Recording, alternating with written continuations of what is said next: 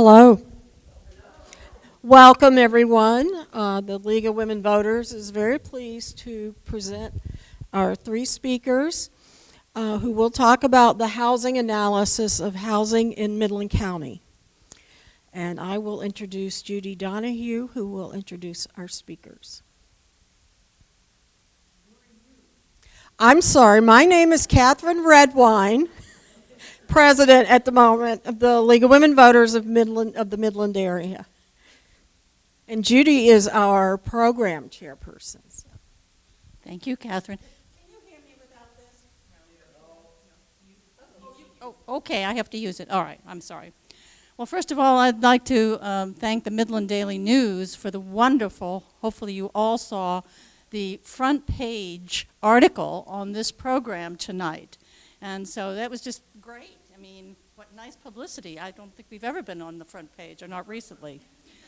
Anyway, I have the pleasure of introducing the panelists tonight and giving you a brief bio. And you can, if you read the Midland Daily News, you would know that there's even more.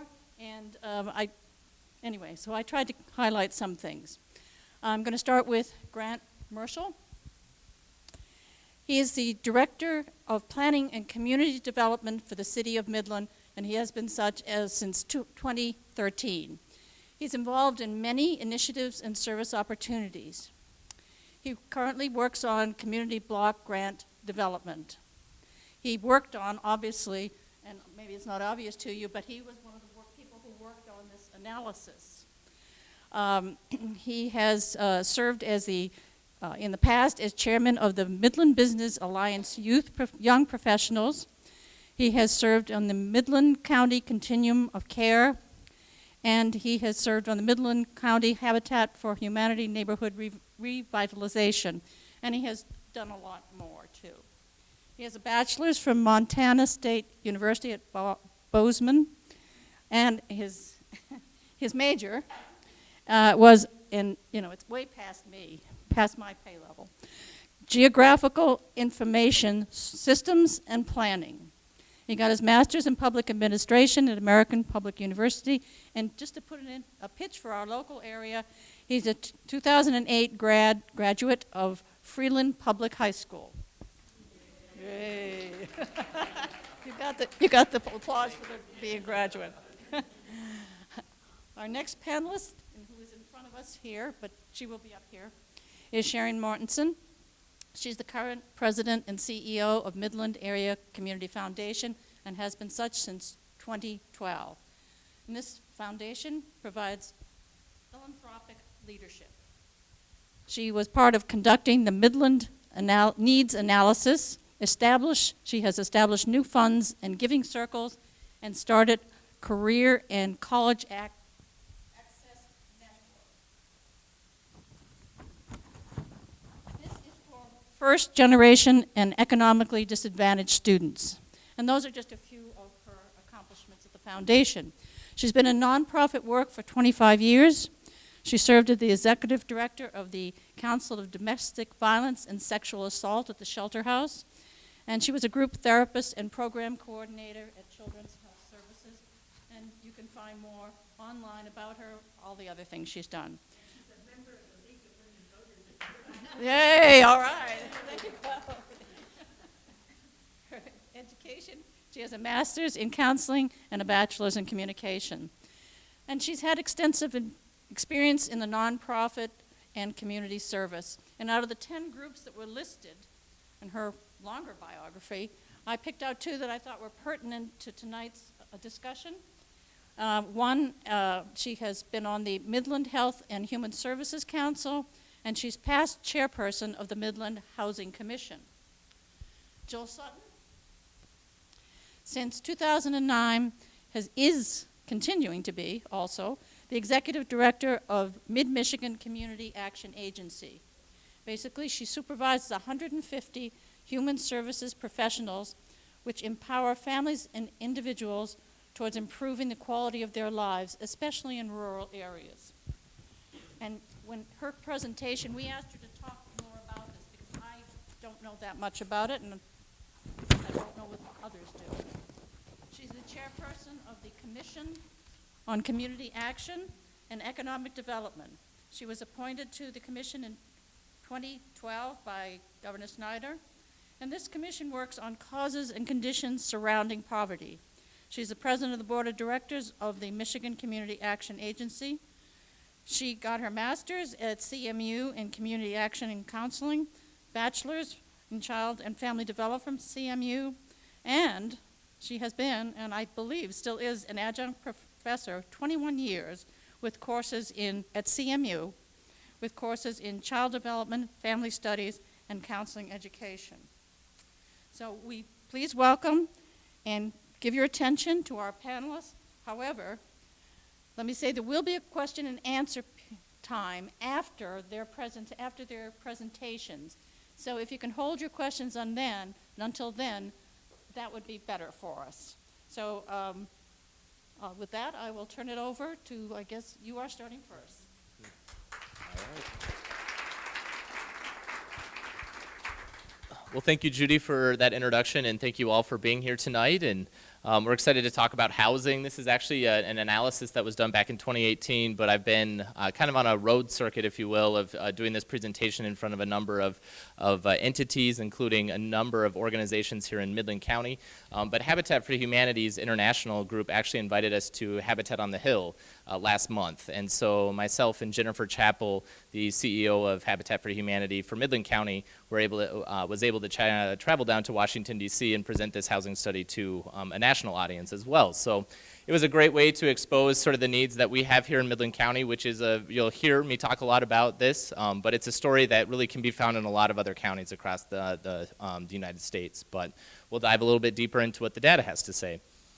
So this was a partnership that really was spearheaded by Habitat for Humanity. It really started back in 2016 and 2017 when we wanted to start to quantify the need for affordable housing. When we use the word affordable housing, we want to make sure that we understand that that's a very elastic term, because something that's affordable to me may not be affordable to Sharon, or is much more affordable to Sharon or to Anna Maria. And so we have a variety of income levels in our community, and affordability is elastic based off of how much your income is. So when we talk about wanting to quantify affordable housing, we're really talking about very low income families within Midland, and that's really around the $25,000 a year and under for household income. So Habitat for Humanity was asked to really start to quantify that, and from a city perspective, we were very interested in looking at that data set. And so we worked with Habitat for Humanity, as well as Home to Stay, which is formerly Midland Area Homes, as well as the United Way of Midland County, and we had some assistance from Omnitech International early on in the process. From there, we actually found the housing consultants that we wanted to work with. They had recently done a housing study for Bay County, and I don't know if anyone's familiar with Bay County's housing study that hit in 2016, but it was a very straightforward analysis of what their housing market was across the county at that time. And so we were impressed by just how blunt the data was, how they really wanted to deliver information and quantitative information and allow the reaction to take place by the community. And so CZB was the housing consultants that we work with. They're an outfit that's actually out of Alexandria, Virginia, but they have people across the entire country. So the two consultants we worked with were actually out of Park City, Utah, and Boulder, Colorado. Which are a little bit different than Midland when it comes to housing prices. But we had data contributions from the Midland Board of Realtors, as well as the city's county GIS and city GIS. And the Board of Realtors actually supplied over 20 years of MLS data, which was very influential in putting this study together. And then, of course, we had funders, and it was with their generous support that we could go ahead and go forward with this study. So the City Housing Commission participated in funding this, but the bulk of the contributions really were the Midland Area Community Foundation, as well as the Dow Chemical Company. So diving in straight into the data, and I do want to say that tonight's presentation, for the sake of time, is a very abbreviated presentation. I could probably go on with all of the data for about an hour and a half, but I'm going to try and stay to about 20 minutes max. And so this is abbreviated, but the full report I know was sent out in the information provided for this session. But if you do want to dive deeper into the data, it is available online. But when we start to look at Midland County, a lot of the demographics we begin to utilize begins to paint this picture of kind of where we're at as a county. And population-wise, County of Midland as well as the City of Midland, we've had a very minor increase, less than 1%, from 2000 to 2015. So we really haven't gone anywhere as population. That same time, the state of Michigan actually lost population. We were the only state out of 50 states during that time period to actually lose population. But we were fortunate in Midland and Midland County to not have that same trend. When you look at the number of employed persons, this begins to start to tell the story of the graying of Midland County. We didn't have a net decrease in the job opportunities within our county, but we had a lot of people that aged out of the workforce. And as part of that, we saw decreases in overall employed people, right around the 3 and 4% between the county and the city. But that's actually a little bit less than what the state was at, which was a almost 6% decrease in employed persons at that time. This is really the data set that shows the graying of Midland County. From 2000 to 2015, the county of Midland actually increased the average age by 12.7%, and the city of Midland actually increased by 6.6%. Overall, the state of Michigan at that time about 11.3%. So again, we have this trend of a graying of population where our average or median age is actually increasing over time. Household income during that time, of course, this was during the Great Recession that we had in 2008 and 2009, and the national trend around that time was really the story of wage stagnation, where there was a lot of new job opportunities, but wages really weren't going anywhere right after the Great Recession. So when we look at the household income levels in just straight dollars, you actually see an increase when you compare 2000 to 2015, both in the county, in the city, and also across the state. But when you start to adjust those for inflation, you begin to really see that wage stagnation type of issue. And so you actually have a decrease in the county of 16.6%. In the city limits, you actually have over 20% of a decrease when it comes to purchasing power and what the average household can begin to afford when you adjust it for inflation. So how does that impact our overall affordability? And so when you look at affordability across the spectrum, whether you're in Omaha or in San Francisco or here in Midland County, you want to look at the median affordable home value in the market. So what is the market asking for home values? And then what can the median home, what can the actual household afford? So in this case, the black line is actually the median affordable home values. So what can the actual household afford when it comes to median values? And then the gray bar is what you see in the marketplace. So what is the median home value across the market? So when the black line, in very simple terms, when the black line is taller than the gray line, you have what is deemed to be a very affordable market when you look at home ownership. Now this doesn't quite paint the story because of course it's a bell curve when you look at medians, and so you have those that are lower income that may be struggling and those of higher incomes that may be doing very, very well.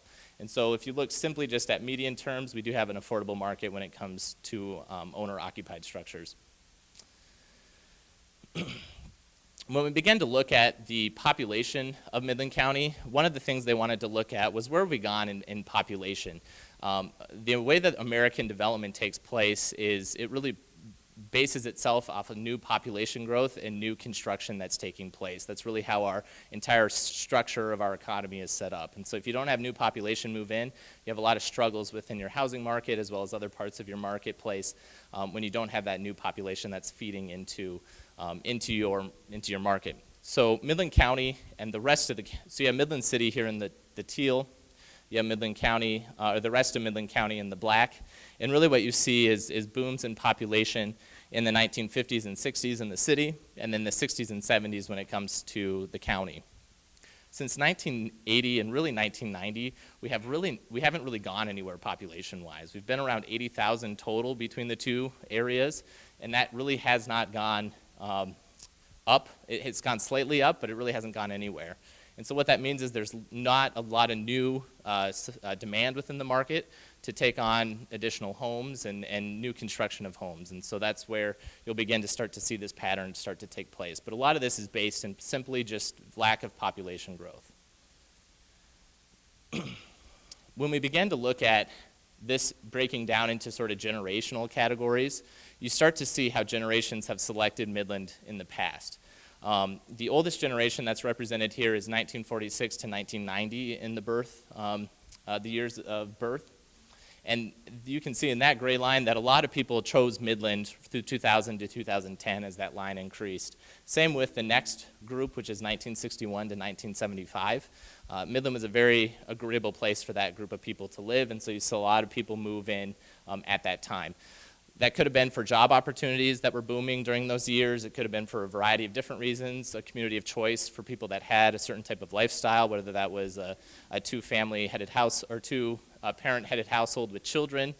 Sort of a lot of the things that we pride ourselves in with here in Midland as being a very good family-friendly community. And so you saw a lot of those generations choose Midland as their community of choice.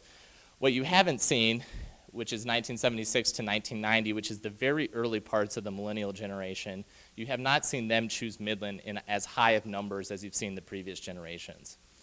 And what does that mean when you look at housing market? That means you have less people that have their first home that they want to buy. You have less people starting to come here and think about, well, maybe I'll rent for a year or two and then I'll introduce into the housing market at that time. And so the fact that this teal bar is not trending in the same way that previous generations chose Midland is a very concerning thing that the housing consultants pointed out to us, because there's a lot of implications when you don't have that next group of demand coming in. So when you look at this chart, really think about the population and how we haven't gone anywhere in total numbers of people that live within Midland City as well as the county. But when you begin to look at the housing units that we've built by decade, you begin to see a lot of new housing that's been constructed since 1980, including both the 1980s and the 70s and the 1980s. We added over 5,000 in additional housing units. And when you look at the later years, 1990s and the 2000s, we've been almost close to that in each of the years in both the city and the county.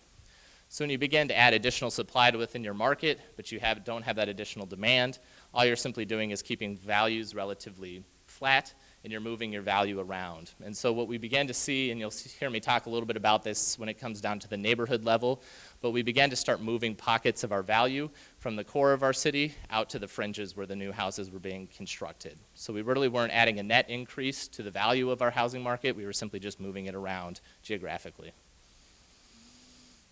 So when you chart all that out, both renters and owners, you begin to see sort of this picture of where new households have moved in and what type of housing choice they're providing, or not providing but selecting, and how we're providing that in new construction. So on the left you have in the teal the number of renters that we've added since 2000. So actually since 2000 we've added 1,400 new renter households. That means our total number of renters by household number within our community has increased by that 1,400 number. But we've only added 628 rental units. During the same time, we've only added 444 new owner households, but we've added over 3,200 new housing units. So a lot of this, again, paints that story of value shifting around within the market, but it also begins to show what's happening to those previously owner-occupied houses. A lot of them are converting into rental. And so when we looked at the city's rental records and we began to start to understand, okay, where's this additional 700-ish number coming from, we really had about that same number of houses transition from owner-occupied to renter-occupied within the city limits. And a lot of times that's a story of maybe a two-headed household that's doing rather well, and so they decide that they're going to build that custom build out in Larkin Township or out in the fringes on a subdivision in here in the city limits, and rather than sell their previous home that they bought on Carpenter Street or that they bought on East Ashman, they're going to go ahead and rent that out and become landlords and use that as an income property because they know they're probably not going to fetch what they paid for it in the market, or if they did, it'd be a little bit higher, but with closing costs and all of that, they'd probably take a hit or a loss on it. And so a lot of that story played out and is continuing to play out, but played out a lot between 2000 and 2015. So owner, or not owner, but renter affordability. When you start to look at this, and the blue bar is what the median affordable rent is within the community, so what the household can actually afford, and then the teal bar is what the median rent is in the community. We have seen a very vast increase in the average rental number within the marketplace since 2000. So right around 2000, it was just under $500 median rent, and we're looking closer to $230 as of 2015. So that line, while there was a bit of a gap, and there still is a little bit of a gap to make it an overall affordable market, it's certainly closing that gap. When you begin to look at that $729 a month for average rent, you start to think about that that $20,000 annual budget of that household, really they can only afford around $500 or maybe less than $500. So that's where you begin to see this squeeze and a little bit more of that narrative that we're starting to hear more and more within the community about the need for more affordable rental housing, especially less than $50 or $500. All right, so another chart. There's a couple more, so bear with me.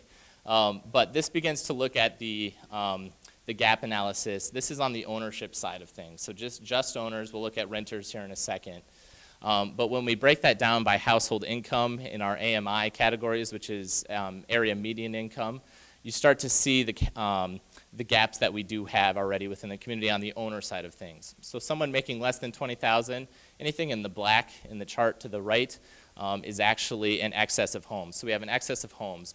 Think about this again in the number of housing units that we've built and the lack of demand that's moved in. So we do have on the ownership side an excess until we get to north of $75,000. And this is really where the consultants pointed out that if you have a two-headed household that makes $150,000 a year, and they can afford $450,000 because a very traditional way of affordability is 3 times your annual salary of housing affordability. Think about how many $450,000 houses we have in the Midland market. They're very few, and a lot of people that choose to buy those are looking for a very type of a specialty, and they're not necessarily thinking about resale. That market doesn't really move a lot, and if you talk to a lot of realtors in town, everything north of about 350 is kind of on a very different playing field than anything south of that. And so when you look at that from an excess, really that's a story of people choosing to not buy in that income category, but rather buy into these other categories. And so put downward pressure on the market on the ownership side. On the renter side, it's a very different story. And when you look just at the very lowest income earners here in Midland County, we actually have a deficit of over 1,000 units for those that make under 20,000. When you look a little bit higher, 20,000 to 35,000, as well as 35,000 to 50,000, we have a little bit of an excess of supply in that category. Think of the $800, $900 rent that's right around that portion of the market. And then we have an excess, or a deficit rather, in the 50,000 and north of that. And really what this is starting to show is that these people, they're not homeless within Midland County. They're actually tending to buy down or rent down into these lower categories, which is putting more downward pressure and more demand within those categories as well. So a lot of this is really a story of those that live in Midland. A lot of times it's cheaper to own. As you've seen, we have a lot more supply in our market, so it is cheaper to own than it is to rent. And so to pay $1,500 or $2,000 for a rental unit, you really have to have some type of very special or very large product in order to fetch that high of an income category. So a lot of them are choosing to rent down and pay that $800, $900 price, which is really the sweet spot of our rental market. Okay, so we start to look at breaking this down into new construction and how we can begin to start to understand really the basis of how we may be able to start to solve some of these problems. So when the consultants came, they really wanted to talk to not only real estate agents, but they wanted to talk to developers, they wanted to talk to those that were in the construction industry, and really anyone that touched housing either every day as their daily wick or just a little bit here and there. And so they went out and they did a lot of research in that area, and they came to a little bit of an even number, but really to break even for a new rental unit, you're looking at $1,200. And this was, again, back in 2018, and I can tell you construction costs for materials as well as labor, they're continuing to go up and up, especially as we have a shortage within a lot of those industries. So if you're bringing a new unit into the market and you have to fetch $1,200 in order to break even, but the lowest income orders can only afford $500, you're looking at that $700 per unit per month gap that has to be filled somehow. So that's where we begin to start to understand where we solve these problems and really how big of a magnitude this issue is. So all of this can really be broken down into kind of 3 issue areas. You have the low income affordability challenge that we've talked about. You have the neighborhood challenge, and a lot of that's a story of owner-occupied switching into rental-occupied. And then the last part is the economic development challenge that goes along with all of this. And really that relates to how do we become a community of choice for that next generation of people. If we're not fetching the newest generations, we're never going to have people that are going to come into our community and start to buy our homes and other things and support our businesses. So how do we change and become more economically competitive within that arena? If we go back actually, I think we'll get there. This will be good. So when we look at just the income affordability challenge, the consultants really looked at us and they said you have really 3 areas that you can start to solve this issue. And one thing that I want to talk about is that this was really an analysis to get us to understand what our issues are. It had very little prescription at the end of the study to talk about how we should start to solve those problems. They really said these are the people you need to bring together and start to brainstorm and start to work on these challenges. So the part of the study on the solutions, it's not quite as refined as the issues have been identified. But when we do look at solution space for the affordability challenge on low income side of things, we really have 3 options to us. There's the rental subsidy to stretch households' ability to pay higher rents. So think of that as kind of the housing choice voucher model, where there's a bit of a subsidy that goes into making that $700 gap. You have construction of new units with provisions for permanent affordability. It's kind of a controversial word within Midland, but this is really the pilot model or the low-income housing tax credit model, and so we've had a lot of discussions about those within the community and the controversy that goes along with that. And then the last part is the rehab of existing units with provisions for permanent affordability. This is kind of a newer option that communities have started to look at, but think about possibilities of use of maybe community development block grant dollars or other things where there would be a loan or a grant given to a landlord and they could make updates to their rental unit and then have sign a contract or something of the like that would then allow them to rent at a certain income level for a number of years as part of that whole process. So that's kind of an option that we have available to us. So the consultants, when they began to look at this and break them down, they really said that the best way to solve this issue in Midland with the number of units that you have available to you that are already constructed, the most efficient solution is going to be that single-family rehab option. But they said in order to do this, you really have to think about this holistically. You can't simply just go after low-income earners and those housing units. You really have to look at the entire market. And so one of the things they pointed out to us at the city was you have to start to recognize that you cannot have your de facto housing for low-income people be substandard housing. You really have to have a very high standard across all of your market levels and be able to enforce that equitably for all landlords and all property owners. No concentration of poor households. This is something we've learned a lot, and there's a whole body of research behind the reason why you don't put people into concentrated areas and how there's a lot of value in diversification of socioeconomic level, and so that was one of the things they pointed out again. And the next couple ones kind of get back at what I was talking about with that example of community development block grant dollars, but subsidy to landlords in exchange for quality and affordability, financial mechanisms such as tax breaks and grants that allow them to do rehab in exchange for affordability, and then regulation of the entire market so that it's not just those that are receiving the subsidy, but everyone that has to keep their units up to a certain standard. The questions that kind of came out of that was, okay, if we do this, where's the administrative capacity and who's going to be able to administer such a program? Is that a publicly funded program? Is it a privately or a philanthropically funded program? And where does the capacity come from to administer that? And then how do we coordinate that with our other efforts is certainly a question that we're thinking about.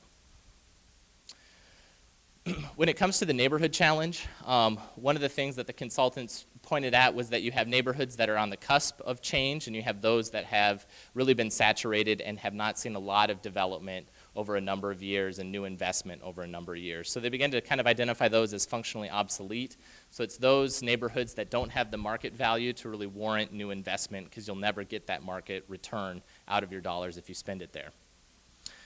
So when we look at that geographically, this was a very focus on Midland because of its urban nature compared to the county. But a lot of the areas that the consultants pointed out was our downtown area, the area becoming known as Midtown, and then you have the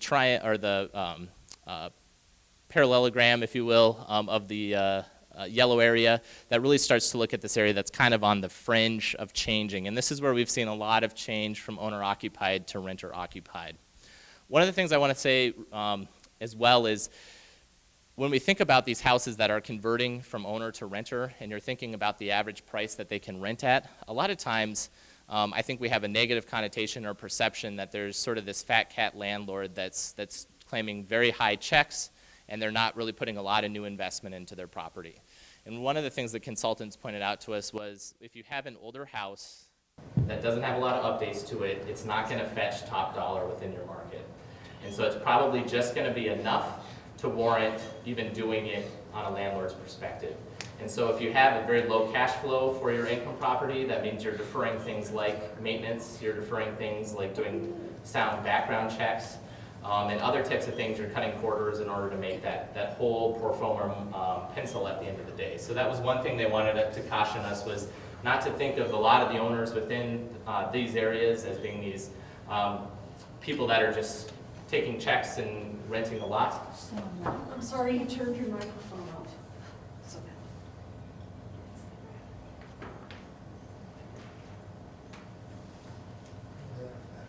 Or maybe it ran out of battery.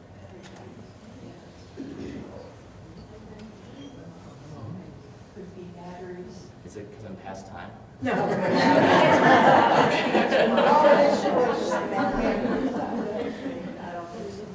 I'll go get a new battery. Do you want him to carry on? Yeah. Sure, yeah. Okay. Yeah, fine. All right, so that's really the concept of the neighborhood, is really this idea that we have properties that are depreciated assets, they're not fetching as much, and therefore the cash flow is not as high as we maybe perceive these cash flows to be. When it comes to economic development challenge, this is again about creating neighborhoods and housing stock that's going to be not only of interest to millennial populations, but also to those that are wanting to retire within the Midland community and maybe have a different housing type than they've always had. A lot of times the consultants looked around our community and they said, what do you have from a walkability perspective and maybe a turnkey perspective?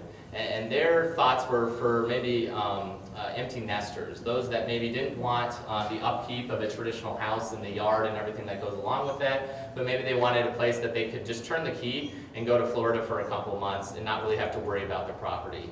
And when you think about that choice within the Midland market, we have a few new options, but we really don't have them in places that are extremely walkable. There are a lot of fringe development, and they really require driving to get from place to place. And so one of the things they challenged us to look at was how can you begin to diversify your housing stock, encourage developers to build new types of housing that's not only going to be of interest to millennial population, which is going to solve that generational graphic that we saw, but it's also going to be of interest to those that are later on in their stages of life and are looking to maybe retire here or simply just stay here after their kids have moved on. Thank you. All right, and so that's really what we're talking about on the economic development challenge side of things. And a lot of that interest has focused in downtown, where you've seen a lot of new development like the Pathfinder Commons, townhouses, Ellsworth Place as well. And one thing I want to kind of talk about is when we do diversification of housing stock, one of the things that we're very mindful of at the city is we want to make sure that it's inclusive. If we are going to do new development in existing neighborhoods, we want to make sure that it's at a price point that can be acceptable to a variety of socioeconomic levels, especially if there's going to be tax incentives that are giving as part of that. A lot of the new developments that have come into downtown, like Ellsworth Place or Pathfinder Commons, all of those have been at fair market prices, and they've come through without any type of tax breaks, and so that's why you have a lot of the higher income price values that go along with those. But as we begin to increase our diversification downtown and into Midtown and possibly even Center City, inclusivity of those income levels is something that we do want to be mindful of as well. Okay, so this is my last slide. So just to kind of sum it all up, the last steps that they really told us to take a look at was begin to focus on pulling together a housing working group. And since this presentation, or not presentation, but study has dropped, Habitat for Humanity, myself, Home to Stay or Midland Area Homes, as well as the United Way, has continued to meet, and we've kind of formed a coalition with the Affordable Housing Alliance that's also been participating in meetings to start to see how we can continue to coordinate our efforts and change our efforts to start to identify and address these issues. The comprehensive plan, or the city's master plan, that was one thing they pointed, the consultants pointed out, and that's something that the city is starting to look at possibly as early as 2020, where we would do a comprehensive look at our master plan. The last comprehensive look was done in 2005, 2006. Neighborhood revitalization strategy, that's something, again, with trying to revitalize neighborhoods that are on the cusp and try and get them to stay maintained and still have the market value for new investment. And then the last part is really this near downtown redevelopment strategy, which is, again, is about housing diversification and adding new housing types into our marketplace. Actually, I had one more. That's right. Yeah. Okay, so the last thing I want to talk about is really where does the city fit into all this, and what does our Housing Commission do? One of the things that I want to make sure we understand is the City Housing Commission for Midland is very different than the Housing Commission out of Bay and Saginaw and Mount Pleasant. Those housing commissions are all public housing authorities, which means they own and they operate low-income housing for a variety of age groups. Here in the city of Midland, we don't have a public housing authority. We have what is an advisory body that is appointed by the city manager. There's 5 people on the board. Sharon Mortensen is on our board right now. But really, it's to advise the city manager and city staff and ultimately city council on areas of need for low-income housing and when there's detrimental effects on public peace, health, safety, morals, and welfare as it relates to housing. They actually have direct oversight of the city's 2 housing facilities that we do have. They're enterprises of the city, which are senior housing facilities, both Riverside Place and Washington Woods. And those are housing units or facilities that were built by philanthropy and are now rented out at affordable levels for those 65 and older, or 62 and older, and 55 in some instances as well. But some other things that they touch on when it comes to kind of purview, they do play a role when it comes to new developments that are proposed for low-income housing tax credits or pilot projects. They have oversight of the Community Development Block Grant Program, and this last year they actually made a decision to prioritize the way in which they grant those dollars that can be directly used to address the needs that were identified in the housing study. They look at fair housing, which is non-discriminatory housing, so making sure that there's practices within the community that that's fair and equitable. And then again, the senior housing piece that we run and manage as well. And with that, I'll turn it over to Sharon.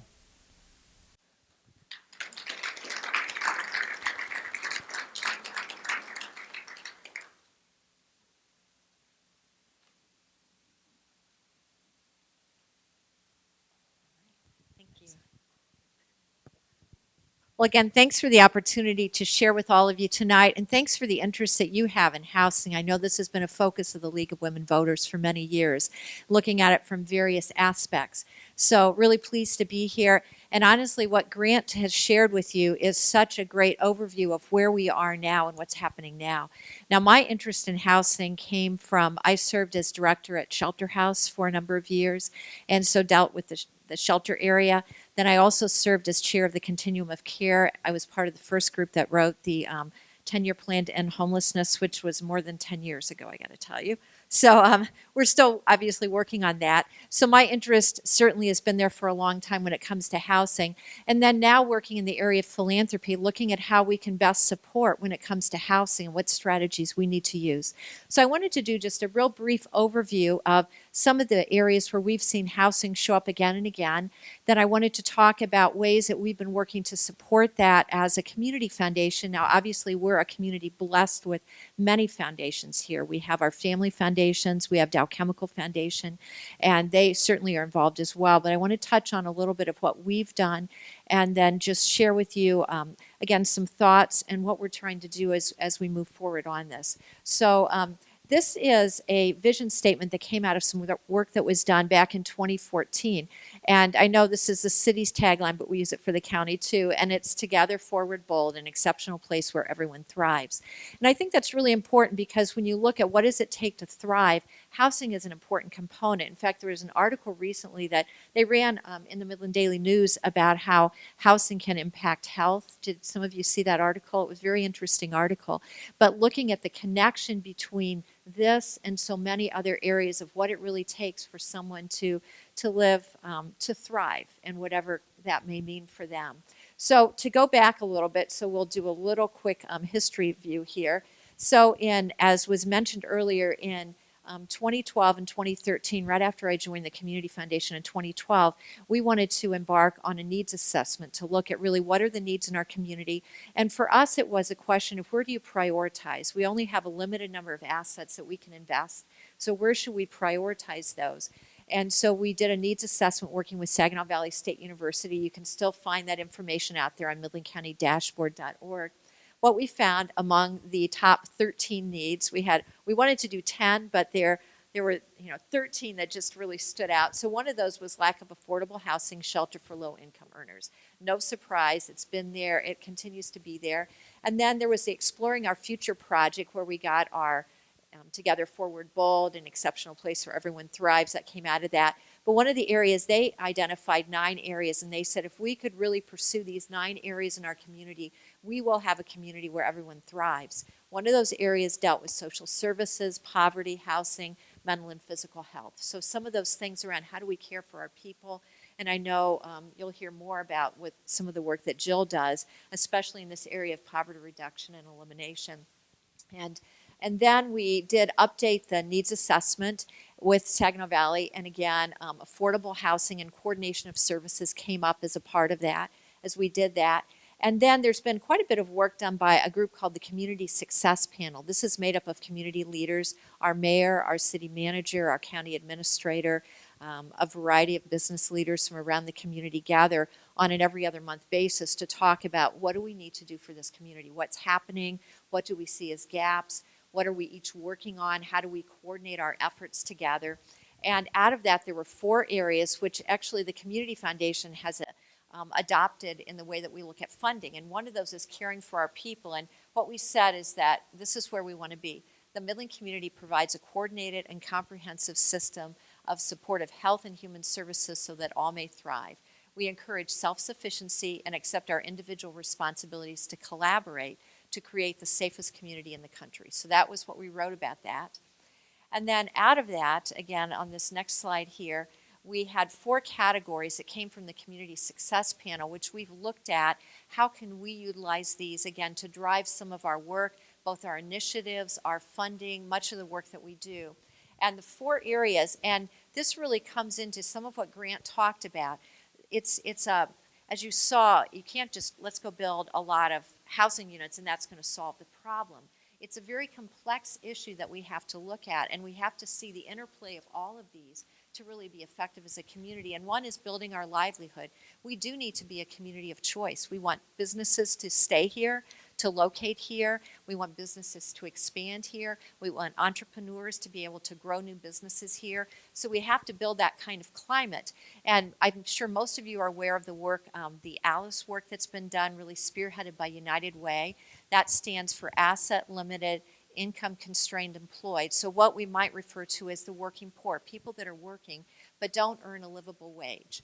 And when we look at that, what do we do to combat that so that people really can have what they need, both housing-wise, have the resources they need. And we've got to make sure that we have a community where businesses want to be and where they can really develop and grow. And then developing our talent. And this is, for the Community Foundation, this has been an area of interest really since our inception. The Community Foundation, one of the first things they did was gave a scholarship fund. This year we'll award about $750,000 in scholarships for students to continue their education at a post-secondary level. Now we're beginning to look at the preschool level too, because that's so critically important. But we do a lot with developing our talent. But when we look at what do we need to do, again, and we're looking at this as it relates to housing too. So we're talking about kind of the complexities and the various areas that you have to develop. We need to make sure that people get educated in our community, because we have jobs here that people go around the country to fill. And we have people working jobs that don't provide the amount that they need to be able to maintain housing, and to be able to maintain housing that is quality housing for them, or to be able to achieve home ownership. So I know one example of that is we've put a lot of focus right now on some of the skilled trades development. We don't have enough folks working in the skilled trades. That's something that we all hear about, right?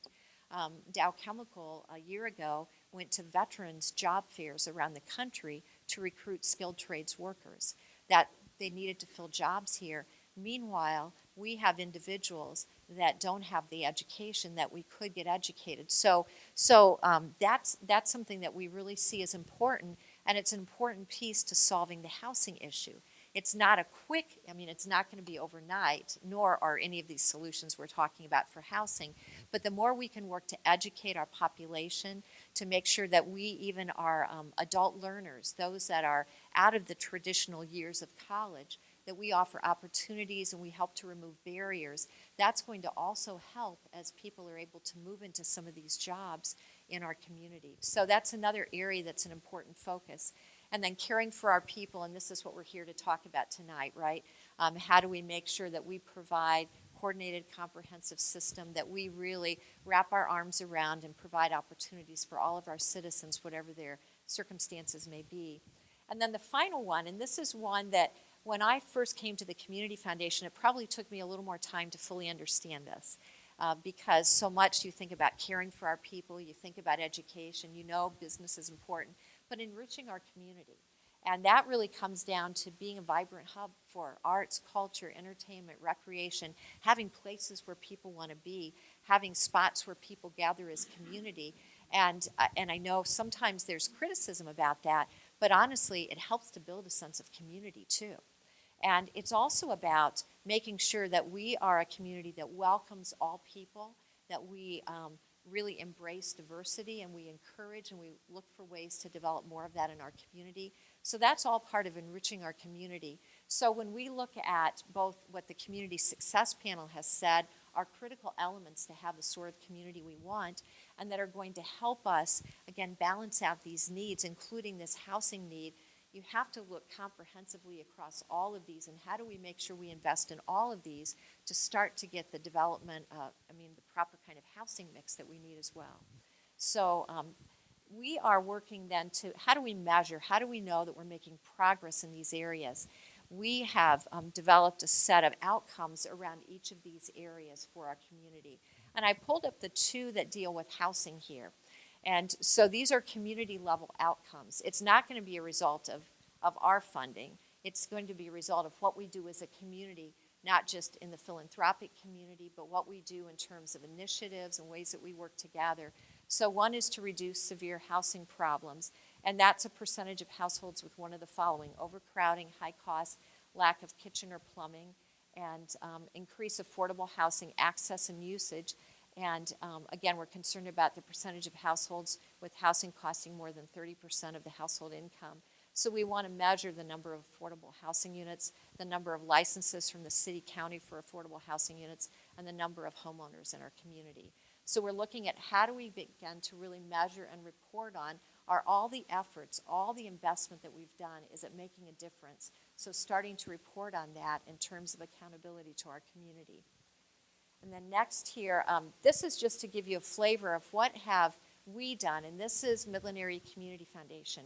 And again, when we start to add on the incredible investment that the Dow Chemical Company makes in our community, that the Herbert H. and Grace A. Dow Foundation makes, the Gerstacker Foundation, the Strohsacker Foundation, and then other smaller foundations, there is a lot more than this. But just to give you a flavor of what sorts of things have we done to help with housing, knowing that. And I just went back to 2015, but we've supported Habitat for Humanity. That was a revitalization project. We supported them with a roofing project. We supported the Reese Endeavor, which provides housing for those that have developmental disabilities. And we supported Affordable Housing Alliance, some rent support. And this actually was a project a little bit around some of what we talked about, where we provided money for them, where they could make up the difference in some of the rents that folks needed, that really needed a 30% unit, but there wasn't one, so to make up that difference in rent. So they did it at a very small agency level, but again, that same idea that we discussed. We also supported, again, Habitat, the housing needs study, the Reese Endeavor with energy efficiency, because that's another piece we've not talked about, but when you look at some of our substandard housing or older homes, older units, often the cost of their utility bills can be just overwhelming to families that are living at that, poverty level, that are barely able to afford that housing. So energy efficiency is really critical. We gave money as well to Midland Area Homes, now Home to Stay, with energy efficiency and accessibility modifications. Money to Affordable Housing Alliance for their new facility. They moved into a new facility as the United Way building closed down. Home to Stay, also a new facility. You'll see that theme going here on the next slide as well. The village of Sanford. Now, this is interesting because we don't always think about some of these things, but the flooding did impact, and I'll hit on that in just a minute, really impacted a lot of our homeowners in this community 2 years ago when we had that flood in June of 2017. And the village of Sanford, there were people there with homes that were in the floodplain that could not be insured, so could not be sold, and they were really stuck. And for Sanford, they needed to honestly make that into public use. And so we provided some money for some help around that. Midland's Open Door, some of the work that they've done. Shelter House's new facility, Reese Endeavor, again, high efficiency furnace installation for them. Home to Stay, again, energy efficiency, home repair, and accessibility modifications. So you're seeing some common themes around the need to make sure things are accessible, the need to make sure things are energy efficient. Because again, I know that's not addressing the units we don't have, but it's also helping to keep people in the units that we do have to make it where they can afford to stay there. And then flood recovery work.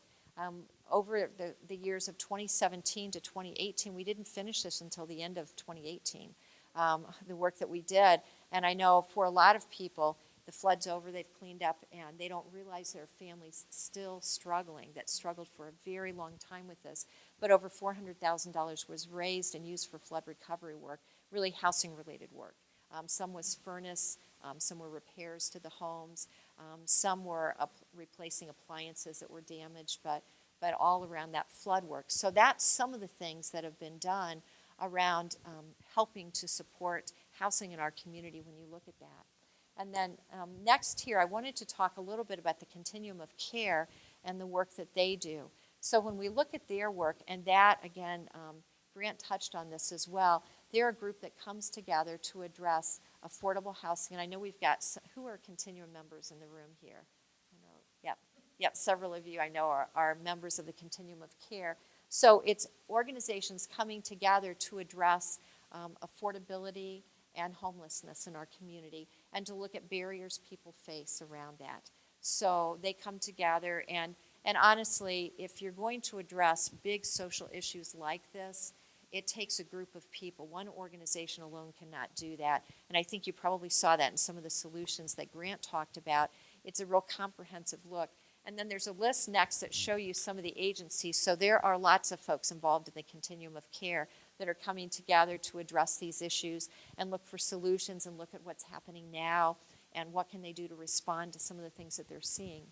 And then next, I wanted to just touch on just some thoughts on solutions. So again, maybe to reiterate a bit what Grant touched on from the housing analysis, but we do have to look at the low-income affordability challenge. We also need to look at the neighborhood challenge, and what do we need to do to revitalize some of our neighborhoods where we've seen neighborhood deterioration.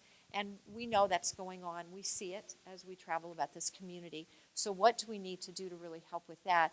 And then the economic development challenges and making sure that we have for all types. So we encourage people to come and to stay here. We want people to stay as they retire and that this be their primary home, understanding they may want to escape in January, February. I think we all did this year. But we still want to encourage people to do that. And the other piece that I want to also touch on again is it's important to keep the kind of climate here business-wise that's going to retain and attract business and help with business growth, because ultimately that is what helps us be able to address some of these solutions. And then I think we need to look comprehensively at all aspects of solving our affordability challenges. So again, we need to look at the value of education and how can we begin to do that. We have a whole team right now that's part of our Career and College Access Network. We call it our adult learner team. And they're looking at ways that they're reaching out to adults that are in the job market but don't have any sort of post-secondary degree or credential to help them and to address, to have some scholarships that are more flexible, to address some of the obstacles, to make sure that they have the resources to help with that. and also our first generation students too that are from economically disadvantaged households. How do we help them?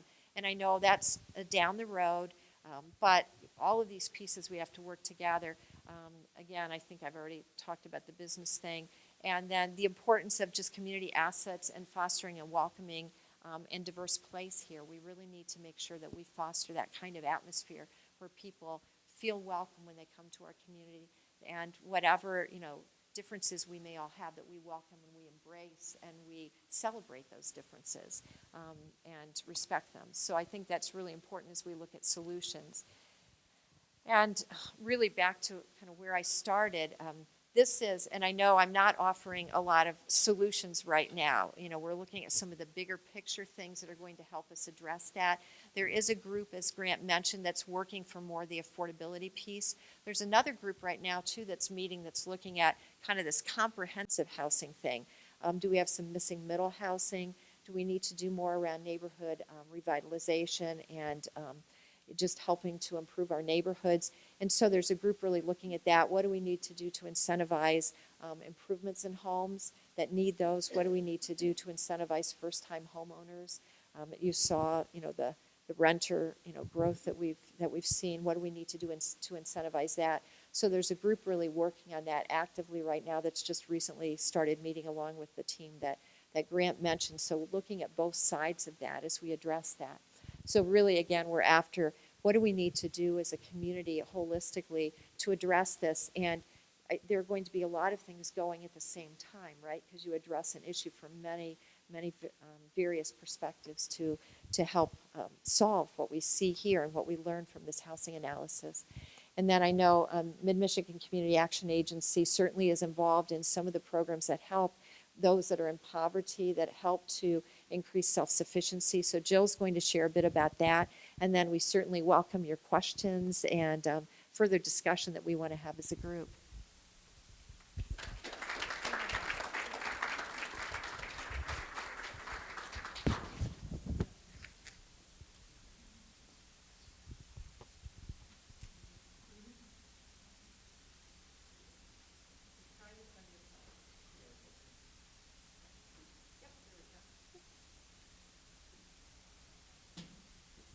Well, good evening, everybody, and thank you for having us here. I'm not going to be talking about the data like you've heard from the other speakers and some of that, but I am going to talk about some of the housing activities that we do focus strictly on poverty and that self-sufficiency model. But one thing I do find out when I come to communities that some people don't know what community action is, so I'm going to have to give you the 5-minute quick overview. Because we've been serving your county for over 50 years, and a lot of people say, well, why don't we know who you are? We're a real quiet agency. The folks that need our help know where to find us. Our partner agencies know where to find us, but we aren't walking the streets. We don't do a lot of advertisement. Every dollar we can, we put into helping people. So again, thank you for having me here. I'm going to talk a little bit about what we do, and these folks have just hit on some great things for leading right into what I want to talk about, so thank you. But like I said, we're a private nonprofit agency. We're very grassroots. If those of you remember back in the 1960s, the Lyndon B. Johnson War on Poverty, we're still fighting the darn war, and I don't think we're ever going to accomplish it. I think you've heard some stats tonight that tell us it's still here in Midland County. But we're still, I spent a week last week down in D.C. and doing legislative visits, both Republican and Democrat. We are bipartisan. Of course, our Democrats always favor us the most, but we try to be on both sides because we want support, we need money, we need, the way to do this. Remember, we're nationwide, so we're not just here locally, so I'll tell you a little bit about that. But the war's done. We are one of, actually it's now 28 community actions in Michigan, but over 1,100 across the nation. We belong to state level and national level associations to make sure that our cause for people in poverty can be heard loud and clear all over the country. But again, as Sharon said, our main job is to create self-sufficiency opportunities for our customers that come through our door. I'm not going to go into all the reading. We have a very large region. We primarily serve Bay, Midland, Clare, Gladwin, Costa, and Osceola. And then we go into other areas where community actions are not doing the same programs we are. And we take some of our homeless services, food programs, and some of our early childhood services to other areas that may not have those programs available. But one of the things that Sharon said is that about working families, that is primarily our population, the working poor. These are folks that have 1, 2 paying, jobs or 2 people in the household working. But when you're making minimum wage or thereof, it just went up Friday. It goes up to $9.45. That's still living in poverty. The Alice report is probably the best report we have because that income is actually a little bit higher, is what is recommended. The state of Michigan is nowhere close to helping people get out of poverty. But our families work hard. They work full time. Some work, like I said, 2 jobs just to make ends meet. It may be a senior that's living on Social Security. They may have worked a farm all their life, been hard workers, but now, can't make ends meet. One emergency bill, such as a medical bill, car payment, or car breakdown, it puts them under. But again, we work with children, we work with people with disabilities, people at risk of becoming homeless. But remember, we work with different kinds of poor. You have your generational poor, where it's been in the family for a long time. You have people that are situational poor. It might be a woman that's coming through a domestic violence situation who they've never been on their own before and all of a sudden become independent. And then we have our newly poor, which could be somebody, we see people with bachelor's degrees, master's degrees come through our door. They all of a sudden do not have a job. They lost their house to foreclosure. They have no clue where to go to get help. And so we're working with a lot of different people. When I started at the agency 30 years ago, we saw a lot of people living that were family to family levels, where grandma and grandpa were always poor, so they all stayed that way. And I think we now see more newly poor than we do than anybody else. So people that have high education, job skills, just not enough jobs for them. But again, as a local agency, we are primarily federally funded. That is why I spend some time in Washington to meet with our folks, to talk about it. A little bit of state funding, a little bit of local funding. But I work with about $10 million a year, which is about 120 different contracts. So I'm going to tell you about mostly housing tonight, but I can't walk away without telling you about the other things we do. So with housing services, one of our big areas right now is home empowerment, and that's why this report couldn't have been more timely. One of the things we want to do is help people that live in poverty to purchase their own home. Nothing against our landlords, but they make the money off of having that equity versus the people that are renting. So buying home ownership, if I'd only known when I was in college, I wish I would have bought right out the gate all those years of renting, but my money was going somewhere else. And so we want to help people understand how to buy a home. So what we do is a lot of educational programs so that we teach them how to do credit repair, how to do financial management. Some of them have never worked with a bank before, or maybe they couldn't because they've done something poor in their background that maybe a bank has kicked them out, and that can happen. I don't know if people realize that, but there are some banks that won't work with people that have bad credit. So we put them through a lot of educational opportunities to figure out how to put their money in the right places and how to budget the household so they can afford either a rent payment or a mortgage payment, how to save for a rainy day. Some of their poor uses of their money might be things like rent-to-own furniture, or anything rent-to-own is never a good idea. They make a lot more money, or go to those payday lending places. I'm not going to get too much on my legislative stuff, but they can, charge up to over 30% interest on those checks. I did a focus group with a group of people, and the guy said that he ended up realizing after about 7 years he had put in more than 300% to pay back that payday lending stuff.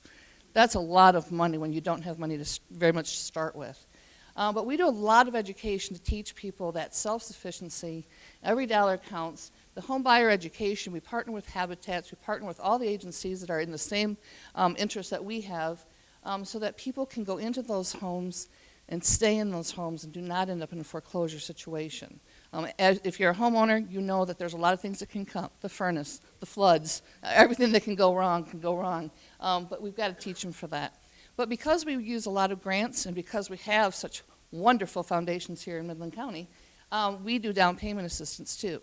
So if they successfully graduate through our program, save at least $1,000, we can match them with $3,000 or more for that down payment. And again, a lot of that has been supported through the foundations here in Midland. The newest one we've added is rental education. A lot of people don't realize what it's like to work and partner with their landlord. We look at landlords as that partnership because they're providing, hopefully, a nice place to live.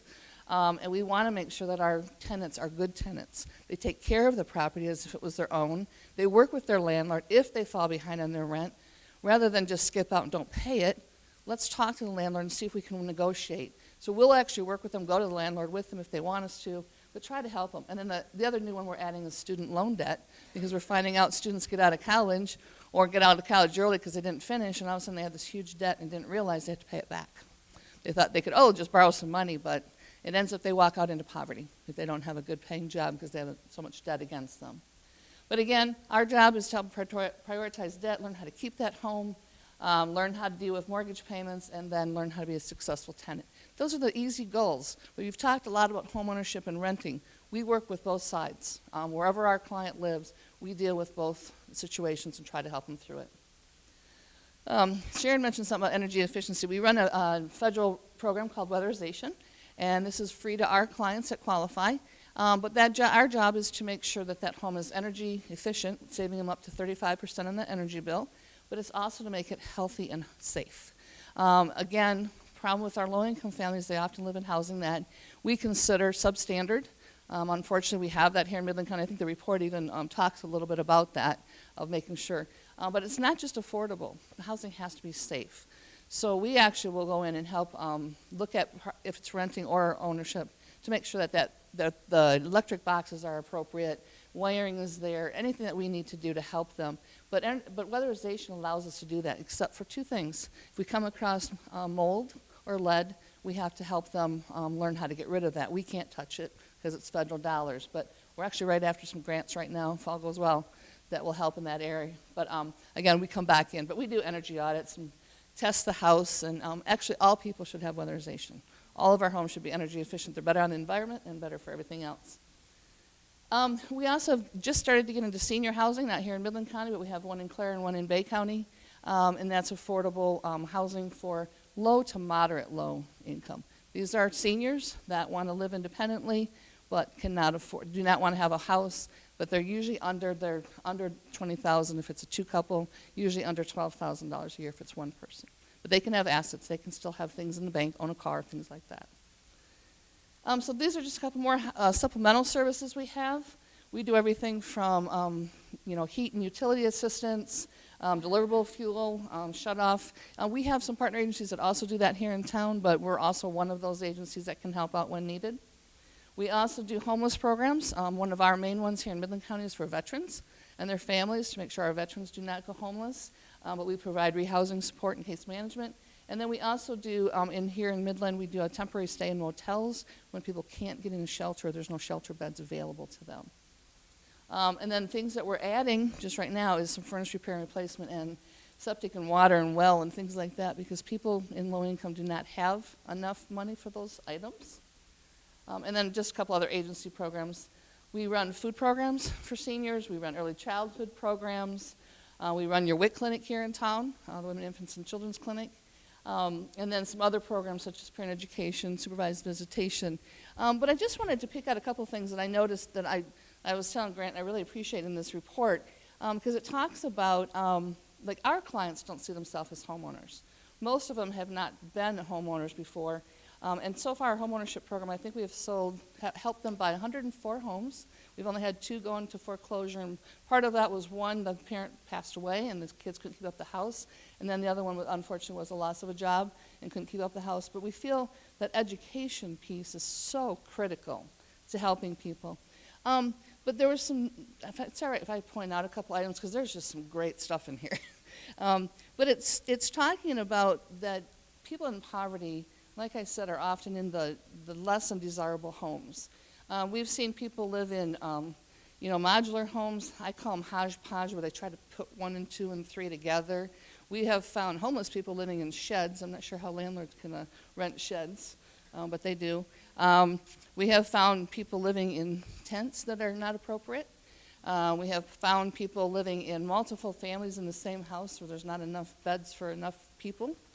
So these are things that are not great, but there's some really good statements here about that, if I can read this, that the excess of units available to those in lowest incomes are low-cost units which can be purchased for less than $60,000, but they are most likely to be some of the oldest and worst quality units available. Just because people are poor, they don't deserve to have the worst. And that's what I like about this study, is talking about building neighborhoods where everybody is welcome, and that we need to look at all of the age, spectrum of those folks that need housing, and safe housing is really where I talk a lot about, but affordable housing. There's another statement here which talks about the median rent in Midland County has increased 46% since 2000, which makes sense. but the renter incomes have increased only 23%. So how does that work out if our population doesn't have the money to afford the rentals? So that is very disturbing, but I think this report really captured this. And that's what I was telling both these guys, that I just love that people in poverty are part of it. Some people, I think, in rural communities forget that we have some of those folks out there that we're worried about. There was another statement, I apologize, but I'm just looking at this, that talks about the affordability challenge, and part of this is it's so disproportionate, of course, for our low income, but that some of these impoverished households can only afford $275 a month, yet your study said $1,200. We want it to be $500, I know that, but I was like looking at some of the stats that came through it. And then the other part of it is looking at some of the household makeup, where the women, as we're here at this group, female-headed households are some of the lowest income. We're still way behind in the wage earning. And when you look at a single female with children, or even a senior female that's on her own, the housing's not affordable. So I'm really here to talk, or to share with you more about some of the housing programs that we've done. I gave you a really quick overview, but I can talk to you more about those from both the rental and affordability part. But I think, I know I went really fast, so I'm just here for the program part. But you have some great folks in this town. We have some great services here that we partner with. And we talked about the continuum of care. That is an ideal place for us to talk about these things, because so many people that are homeless, they're looking for a place to live. They want a place to live, but can they afford it, and getting them through all the steps it takes to get there. So I think we're going to turn that over to questions to the audience. This is now the time for you to ask questions, so. Want me down? Want me to stay back here? Which way do we go? Come forward, that's Okay. the best place for everybody. Okay, I kind of got something for all three of you. First of all, with the education program from the MACC, I worked with a couple people that did that to get the $1,000 down to get more. If you know anybody, and almost even if they have already had a house but are getting the next one, they need to go through their classes, because it's an amazing thing, because it hits everything from down payment to making your payments to little repairs that you can do yourself. I mean, it just hits the whole gamut of homeownership. It's an amazing program. And, you know, the longer they're there, the less they have to pay, if they have to pay anything, which is a good thing. But Grant, you made a comment about the property owner being able to get assistance, and as long as they keep running it to low-income families, then the loan is 0 interest or something like that, some sort of program that's out there? Yeah, so that's actually just a concept that we have available to us. There is not a program at this time. Okay, good concept, but the unintended consequences I want you to think about, because I'm sure we're all aware that when you make a really good idea here, something shifts over here and it becomes a really bad idea for somebody else. What happens when those things get eminent domain and brought in, and now the landlord doesn't own the land anymore?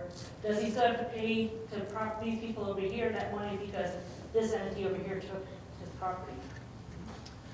Sure, that's a good question. So I think there's a couple of things there. So with a program like that, I think you'd want to ensure that you have a certain amount of equity within the home, and so the idea would be to keep the owner of the ownership of the unit private. There wouldn't want to be any type of public taking or that type of thing as part of the objective of the program. But you'd want to ensure that there would be the financials of that entire project would need to be looked at to ensure that whatever debt is being taken on by that particular property owner, that it would be a sustainable amount of debt. And that's not the part, I'm just saying that we hear different things, this company's coming here, they're gonna move over to there, these houses are gonna be removed, whether it was for the dioxin or whatever. These homeowners had no idea that, and you know, that's not probably the best one because they got a very good deal on those houses, but something like that comes and takes their house, and now they owe money to agency over here because the government or somebody else took their property from them. So just something to think about what happens there. One thing that was not really addressed, and if you're not a landlord, you may not be aware of, if you own houses in the city of Midland, they have to be rental certified. My uncle owns about 40 places in Tucson, Arizona, and when we talk, he just can't believe that you have to have a license this and a license that and a license that, just to change a light switch in a house. So a house, if it's being rented legally in Midland, has already been certified and is not as substandard as you think it might be. Does it have paper insulation? Possibly, because it was built in the 1920s. But does it have new knob and tube wiring? I don't know, but I've seen houses for sale that still have knob and tube wiring active in their house. So just be aware that substandard is not as bad as what you think, because if it's rental certified, it already has to pass a whole bunch of codes that our code enforcers are very good about looking at. So just to make you aware that different definitions of substandard. You know, the single wide that's been added onto is a totally different matter than a house that's now rental certified. So just wanted to bring those up to the general audience. Anybody else? I have just a quick question. I know some people who are get MSHDA subsidies through the state. I don't know, have any idea how big a percentage that is and how that affects the data, but mainly did you look at any of that as to what percentage of people get MSHDA housing? I have no idea about. Sure. When you say a MSHDA subsidy, do you refer to like a housing choice voucher or maybe a Section 8 voucher? Yeah, it's some sort of voucher they get toward their house. Right. So that was something that the consultants did look at. When you look at the number that are available within Midland County, I want to say it's within the 400 range of total vouchers that are within the county, and that's a individual or household-based voucher. We do have a couple of project-based vouchers like Cleveland Manor, which is a certain number of units within Cleveland Manor is actually subsidized through a MSHDA program, but that has to stay with that unit as opposed to the household that can move from place to place. So that's a very small percentage of our total renters, but it was something that they began to look at. But again, I think the total number, when you look at the entirety of the number of rental households within the Midland community, it's such a small number that it didn't influence the data in a long way. Is that capped by the state or what? Or It's available, MSHDA only opens them up when they have additional funding, and a lot of that is federal dollars that flows through MSHDA. Yeah, if I just want to add, the housing choice vouchers are long-term and they can often keep those for life. But anytime their income goes up, they have to reevaluate what that amount's going to be that they're going to get. Some of the homeless programs that we offer, as well as our partner agencies, Home Safe, am I saying that right? Because I'm still Midland area homes. That is also times where we can do subsidy rent for a while. Like, for example, if you have a homeless family that's going to be housed, we can probably pay for maybe 3 to 18 months, depending on what grant source. But we use the same standards that MSHDA would use, the same dollar amount, that we can only pay up to a certain level, and it can only be a certain level of their household income, and then also have to use utilities as part of that. So even though they may be new renters, I don't think it would skew these statistics too much, but people are getting other assistance as well for a short while, not maybe a long term. I think Ron had a question. Do you have any statistics on the distribution of jobs and what they pay in either the city or the county, but primarily the city? Because it seems to me that there's a big discontinuity when you look at averages and stuff like that. You have Dow, which pays a lot, and then you have the hospital, distribution, chemical bank. There's a few big employers that generally, those people are going to be paid so they can afford housing of one kind or another. They're above this. But then there's this whole thing below that, whether it's Alec or Alice, or whether it is just plain poverty wages, because we have a state that doesn't seem to support increasing the minimum wage very rapidly, courtesy of our lame ducks session. And, what is a living wage? I tried to figure that out for one of my kids in town. Bare minimum, no extras, at least $15 an hour. If we're not attracting businesses that don't pay their full-time employees a living wage, whatever it is, then those businesses do not deserve to be in business. Because they don't have a business model that has their customers wanting to pay them enough so they can pay their employees. This is not just a Midland problem. This is a problem in many, many places. We just seem to be blessed with a population that maybe grew up, a lot of blue-collar people at Dow, not too many blue-collar people at Dow anymore. They got paid, but I just think the job distribution available in this town, particularly for younger people that don't have college, baccalaureate degree or beyond, those people are at Dow or they're gone. You talk about developing talent. You develop talent in this town, it goes to college, it doesn't come back here. I grew up in Iowa. We went to the colleges, we left. There's no place for a double E in Iowa. So, my point is, if you need to have those statistics on the income matching the housing availability. And your statistic of 1,000 short just goes to point out the discontinuity that we have between incomes and affordability of housing and availability. Pathfinder is not the answer. What does that cost? $1,400 a pop for less than 1,000 square feet? The beauty of walking 5 steps from your door and getting hit by a car? I mean, that is, and I understand the new construction, your thing said you have to be at least $1,200 a month for new construction. That's not solving an affordability problem. You're forcing people back into old neighborhoods. I don't want to own a house that's built in 1920. I can't afford to rehab it. So a couple of things that I think you touched on. I think so some of the data sets we do have available to us. We of course have the Alice population data set that begins to look at the working poor. We have, of course, the poverty line and the number of people that are under the poverty line here in Midland County, and that's a number that we've seen been increasing in a number of years.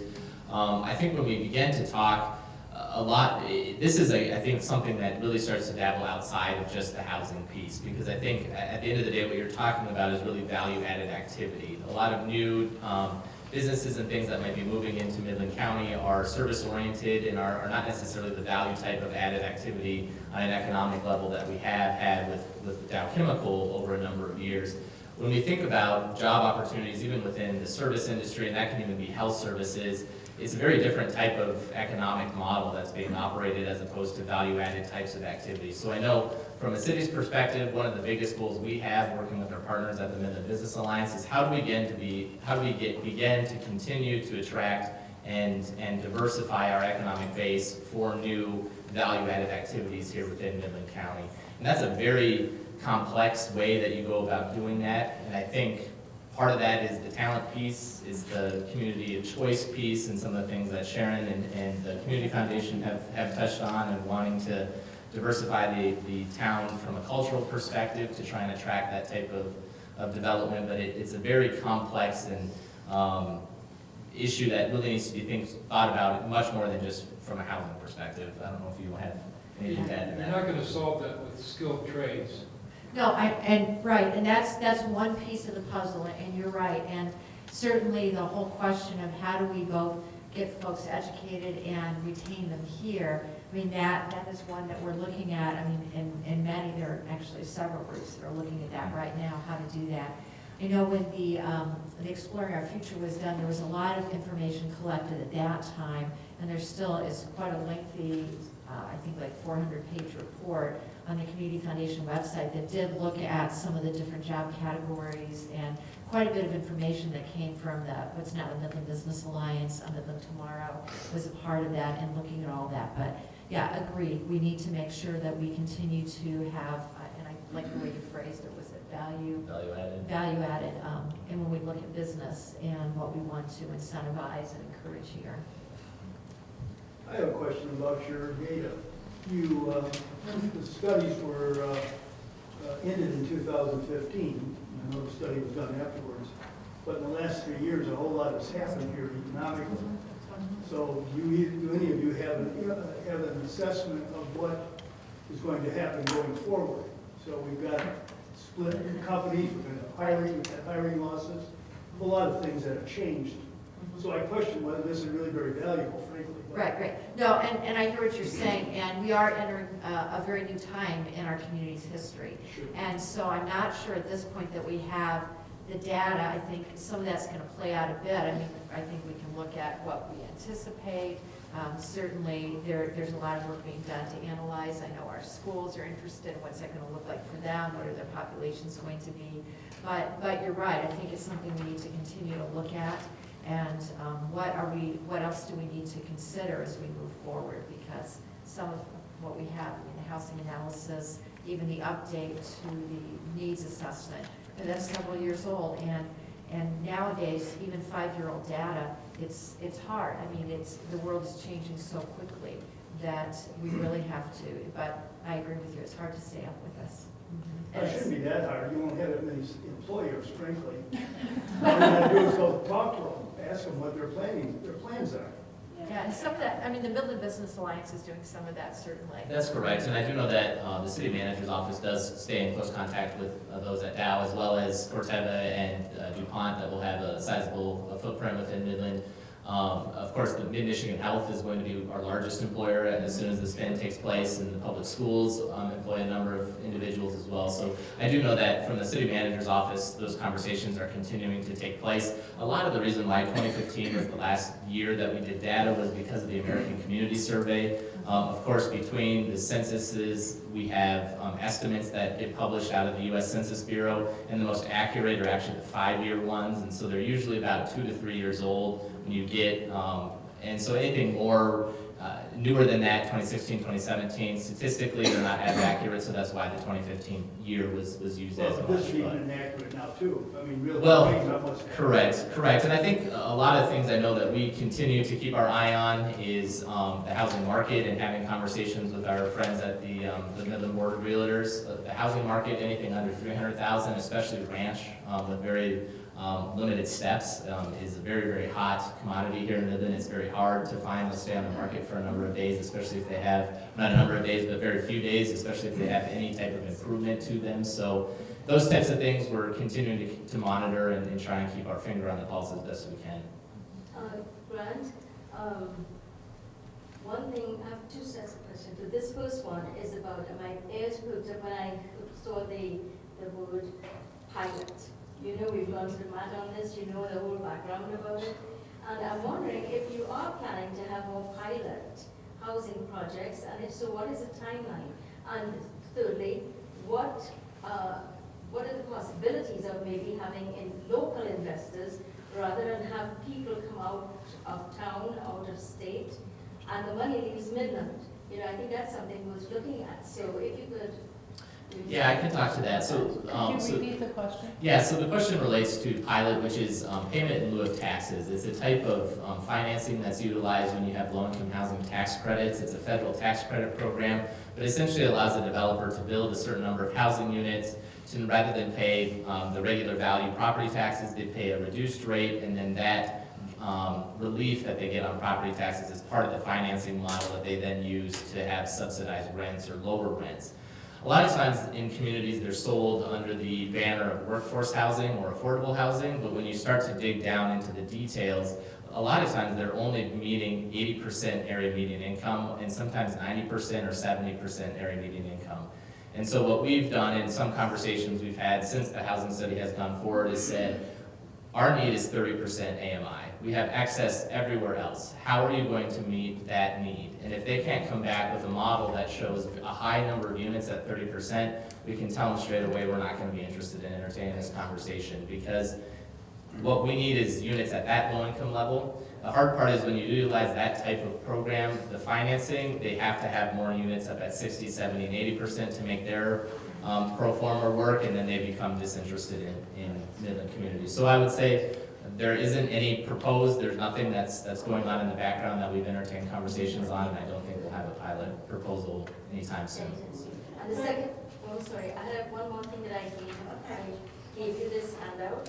You haven't had a chance to really look at it, but it talked about something called the Agenda 21 Stack and Pack, where the goal, the objective is then to eliminate single-family housing in general over a period of time. And the second fact is there's the proliferation of condos and apartments going up. So zoning is changed, ordinances have changed to accommodate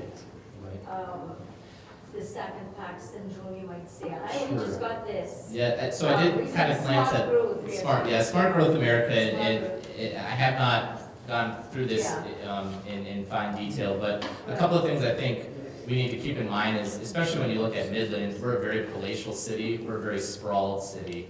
When you think about the housing stock we have, we're a very suburban town, but we have no central city that we're immediately adjacent to, and I've even heard Midland described as a suburb of Dow.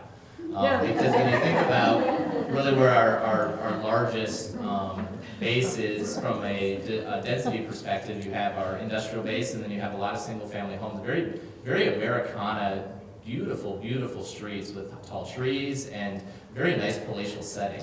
But when you think about what that means for a household budget, that means an automobile is a necessity. That's a very expensive thing, and even today with news headlines and increases in auto insurance, that becomes a very heavy burden on a household budget. So a lot of the ideas behind smart growth is really to think about diversifying your housing stock and to allow for density where it makes sense, not everywhere. Not outlaw single-family homes or get rid of all of them, but to try and diversify and increase density in core parts of your city so that people can live alternative lifestyles that maybe allows them to not have a car, which is a very way to make a household budget stretch a little bit easier if they have access by walking to their services and their groceries and their employment opportunities and that type of thing. We'll have one more question in the back. Yeah, I have, this is, pretty out of the box, but you all have a lot of connections, and so I just want to throw this vision out there to you that has it's complicated, it's private property, has the potential to solve two problems. We have a mall that is becoming more and more depressing. I'm one of those seniors who goes out there and walks the mall. And every time I do, I have this dream that one end of the mall might become like an assisted living where people are pretty independent, but could be living there. Maybe the other end could be a child care center. Maybe there could be an area that would just be apartments for people starting out or whatever, and then but still keep the core of it as a mall. Ideally where you'd still have a Target and you could have a coffee shop and we've got a hairdresser out there, and people who can't get out, especially in the winter, could come out of their assisted living and go independently and go out and have lunch. The middle of it could be made into a beautiful park-like setting, a little more plants, maybe a little water, thing, so that as you walked, it was more attractive. And again, we're an area where 6 months of the year, especially this winter, you didn't want to be outside, where families could come too. But it would take a lot of, it would take foundation money, it would take being able to work cooperatively with private workers. But I just want to throw that vision out there to you. No, that's fantastic. If I could comment real quick on that, I think, so last year we did a master plan update at the city, and one of the parts we wanted to look at was modernizing the way in which we cast a vision for the commercial corridor out there. Right now we have a zoning ordinance that really regulates auto-oriented commercial development on the north side of US 10 between Jefferson and Eastman, right through the Joe Mann corridor. And when you start to talk about some of those other uses, whether that's the housing use or it's the recreation piece or it's this mixture of uses, we don't have a zoning ordinance that allows for that diversification on its own. And so the first step in modifying the zoning ordinance is to cast the vision in the master plan, put the mandate in the master plan, and then allow the regulations to modify in the future. And so part of the discussion was for us to start to begin to talk about our mall in a very different light, in hopes that we can cast a vision that can attract maybe interest of the private property owners. The mall itself, there's actually a variety of owners, like the JCPenney store and the Target store are individual ownership, but then the actual core of the mall and the Sears store and the former Yonkers store, that's all owned collectively. So it is a variety of owners, and it is a collaboration that we're hoping will take traction, and we've continued to have conversations with the mall owners. But we think some of the best ways we can do as a city without having control over that property is starting to cast that vision and begin to talk in those ways. So I'd like to thank our speakers very much.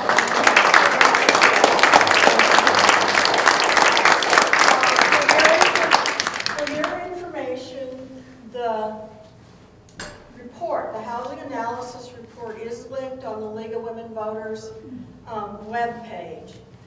So it's lwv-midland.org is our webpage. So if you want to look at the whole report, you certainly have access to it. Thank you very much.